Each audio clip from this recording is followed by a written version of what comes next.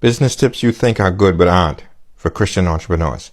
Now, you need to stop trying to sell it to everyone. You cannot cater to everyone.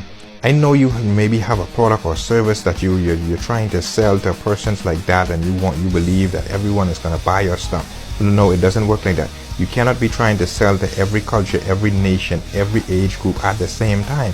You have to have a specialty, a special target. Let's say you're in the restaurant business and you're trying to sell American, you're trying to sell Chinese, you're trying to sell Mexican, you're trying to sell Italian at the same time. It don't work like that. Or you're trying to sell fast food and you're trying to sell high-end dining at the same time. No, you need to find your specialty, make your mark in that area, maximize, get the best results you can, and then work like that.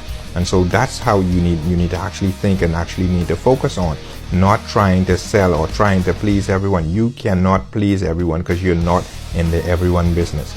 And if you are someone that has a craft, if you are someone that has a skill, a talent, ability, and you know you have the ability even to teach others, you need to reach out to me. Follow for more tips.